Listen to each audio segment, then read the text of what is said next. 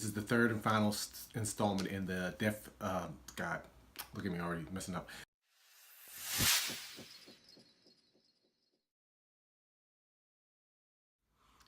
What's going on, good people? It's your boy D, coming to you with another episode of the DA Experience. I got another movie review for you, and all I can say is, wow. This weekend, I went and checked out The Maze Runner, The Death Cure. This is the third and final installment in the God, look at me already messing up. This is the third and final installment in the Maze Runner series. The first two movies being the original Maze Runner, and the second one being the Scorch Trials. This was the culmination of everything that's been happening over the last 3-4 years. The movie actually got pushed back because main star Dylan O'Brien got hurt doing a stunt for the movie when they were filming about 2 years ago. I mean, he got badly hurt. They almost thought they weren't going to be able to do the movie. They might have to recast it. He almost died. And when you watch the movie, you know exactly what scene it is that this could have happened. And there's only one scene where it could have happened. But I'm here today to let you know how the movie was, give you the good, the bad, what I thought, and where I think things might go from here. So first off, the movie starts right where the last one left off. Pretty much about 6 months later, they're on this rescue mission to save one of their friends, and you see that everyone has kind of fell into their roles, and with Dylan O'Brien's character, who's called Thomas, has pretty much taken on this leader role against the evil company Wicked. That's one of my main gripes about this thing is, like, you could come up with 1,000 different names for the evil organization, but you call it Wicked. Who is really going to let a company named Wicked be the main company that runs the country? That just is like a leading for disaster to me. But I digress.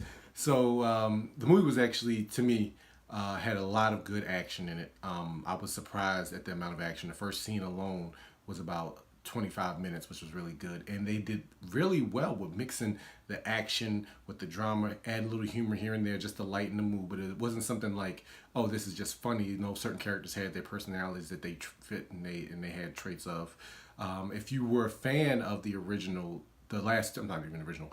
If you were a fan of the last two movies, some characters kind of fell to the wayside in the character development aspect of it. That's what happens when you get these young adult novels that they try to push out the movies for, out of the Hunger Games and Divergent and whatever the next one might be. I guess like Twilight will be in that consideration. This is more towards the Hunger Games than the Divergent end, but it has all that stuff that teenagers like the angst and the love triangle and all that stuff. Even though the love triangle was approached with a different aspect in this one, it wasn't the main thing, which I liked. It was like lots of these other ones have this whole issue with the main two characters being in love or whatever, but this one didn't focus too much on that. They actually focused on the mission of their friend and what was going to happen from this virus that has been wreaking havoc over the planet.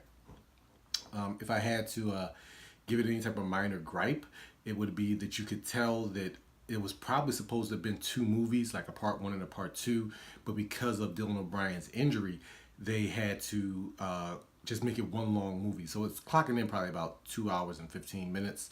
Around that, there's like about 3-4 moments if you realize, like, okay, this movie could have ended here, and then we could pick up and have a stronger end for the next part, or it could have ended here, could have ended here. But they kind of, like, the last 30 minutes, they just like, we gotta resolve. Like, kind of like they forgot, like, oh yeah, we don't have this extra movie anymore. We gotta resolve it. So the end, the pace gets a little frantic, but it's a great payoff, and I enjoyed the movie. So I'm definitely going to say go check this out. Even if you haven't seen the first two, you can jump right in. It's not a lot going on. It's over your head. It's pretty easy to figure out.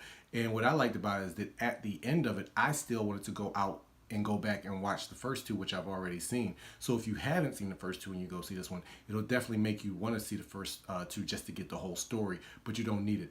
It's a good family picture. There was only a few curse words here and there because it's PG-13, and there was some bullets flying and some war type atmospheres, but you never see any blood, and nothing ever gets too dramatic or too crazy. The villains in it were okay. They all had their own motivations, and then there was like this little swerve at the end with them and everything. But I definitely enjoyed the movie. It was a great end for the series. I wonder where they're going to go with it here. Are they going to keep making this a franchise? Because they left it that he may do some of his own stuff, but that may have just been the way the book ended. Since I never read the book, I don't know. If you have, please comment below. If you've seen the movie and read the books, please comment below. So I'm going to end it here, everybody. Don't forget to like, subscribe. And next week, I don't know if I'll put up a vote because one movie I've really been anticipating a lot is Winchester, and that comes out next week, and that's about the Winchester Mansion. And I've always had this fascination with the mansion and why they built it, and why the Lady Winchester kept building it over and over again. So I'm interested to see how they tackle this story as like a horror movie aspect of it. So I'm looking forward to that, and that comes out next week. But again, like, subscribe, hit that bell notification so you know when I get put up any new videos. I've been on this good schedule lately. I think this is video number 5 for me, and I'm getting them up every Sunday. This one might go up a little late, but when you see it up, you'll see it up. So thanks everybody for tuning in. Appreciate all the love on the last 2 reviews. Please keep those comments coming, and I'll see you all next time. Peace!